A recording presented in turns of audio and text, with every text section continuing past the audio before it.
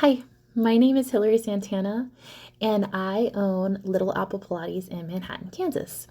We opened in 2017, and it has been a journey. So, a lot of my work is education versus like marketing in the sense that a lot of times in the Midwest, up until recently, most of my like Instagram stuff was try Pilates, it's not yoga. And so I like to explain a little bit what I do.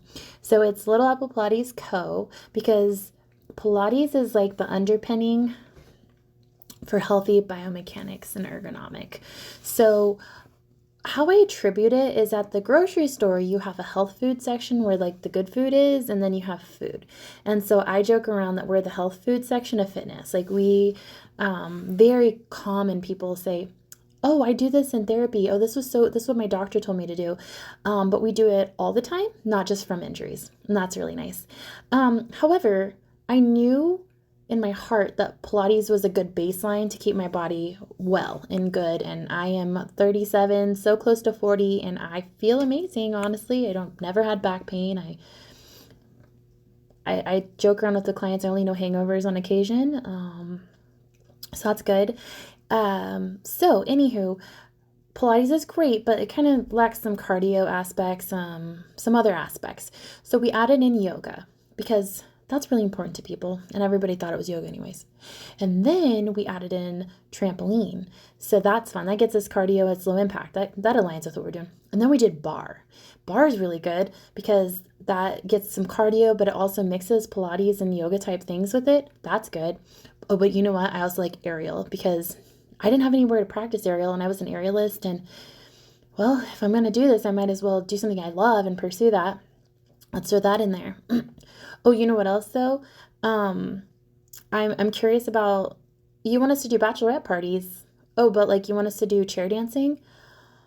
I don't know how to do that, but I'll figure it out. And through all of these like requests, this alternative fitness options, we've really found this like healthy niche of like girls and women and men who want to be healthy, but they just don't vibe with lifting weights or running, or maybe they do, but like they're missing something. So like tons of our clients, like probably most of them, lift weights or go running. You know what running is. I don't know why I said that twice. They just need something to fill in some of the gaps they're missing. But the other ones are like, I hate that stuff, and this feels really fun to me. I enjoy it. And so I brought the first alternative fitness boutique to Manhattan. I love my job. I love it so much I've recorded this like 8 times, okay? Because I like get excited about something. But a few notes that I love. I love the clientele. What I like about doing this work instead of like therapy, because I was looking to be a therapist instead, like a physical therapist or anything in that realm, is the medical system is challenging. I don't even think I have to explain that. And so everybody that comes here wants to be here. They want to get better.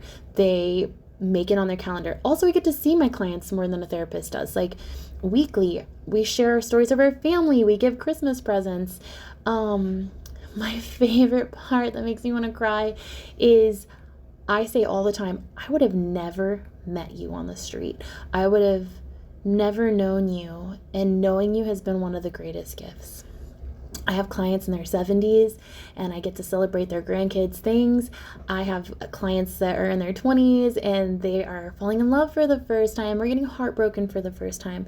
I have kids whose parents needed to get them enrolled in something, and one of the kids I had started with me 7 years ago, and she was 10, and she's 17 now, and I just think, gosh, like, I'm exactly where I need to be.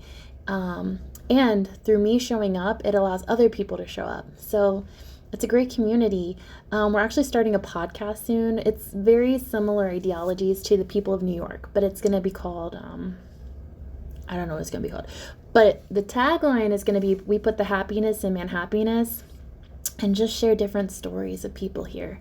And the commonality is that we care about our bodies, and we're just doing the best we can, and we're looking for better knowledge and camaraderie and a place to feel safe. And so through studying like at my own pace. I do hit my certifications and credentials to stay credentialed, stay certified and accredited.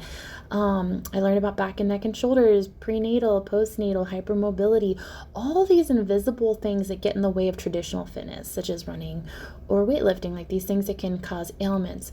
We get to dissect what the origin is so that people don't have these problems, because working out shouldn't hurt you. It should be a challenge for you. And we talk about that. We say pain that'll make you grow is going to be muscle fatigue. You'll get tired. Muscle fatigue.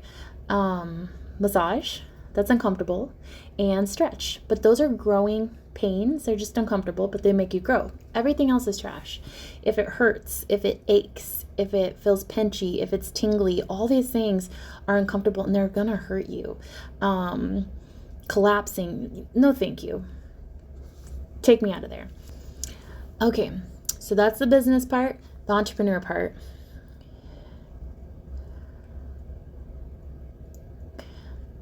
It has caused me so many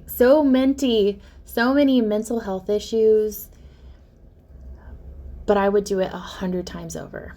And hear me out. I just want to change your life the way this changed mine. I had heard somewhere, they said, you are so busy working on the business, or for you at work or at school, you're so busy working on this that you think you're making a difference in this, but the real treasure is this is making a difference on you. You are being shaped by your growth towards this. And that led me to understand that, lots of lessons here, but whatever is happening in here shows up directly in the outside. So if I'm messy, my business is messy. If I'm organized, my business is organized. And so this has caused a giant mirror, which could be wildly uncomfortable, but it has led me to the greatest truth. And I cannot imagine the woman I would be if I was trying to please everybody in my career all the time. Not bad. And I had that good girl gene. Tell me I'm a good girl. I want to do it. But instead what happened is I learned to be real and see the direct correlation between the effort I put into the things I give. And it has changed my life in every aspect. My relationships with friends, my relationship to myself, my house. I'm telling you guys, like, who I would have been had I been following some predestined thing versus who I had to become to make something beautiful. And I can never take that away, even if I failed. They say that, but like, you can't fail. Not the laughs, not the late nights, not the early mornings, not the wins, not the losses. Everything made up this beautiful story, and I am so excited. We're not going to go there, but we survived 2020. We did not have a location. We didn't even have a building, but it's fine. And now I just feel invincible. So I please consider me an ally. If you ever need somebody to talk to, if you have questions about guilt, about taking money from people, where to start, are you good enough, any of that, just consider me an ally, including other women who are entrepreneurs. I really believe the best in them. So I'm BIPOC. I am Native American, single mom, Mexican and I made that weird. Anyways, being a woman's awesome. It's a superpower. You're empathetic. You're understanding. You're worth the work. I hope you are brave enough. Whether it's opening a business or not, I hope you are brave enough and you believe enough in magic that you know whatever you decide that you want to go towards, you can make it happen. All right. Have a fun class and session and all those things. If you're ever bored, come see us at Pilates. Bye.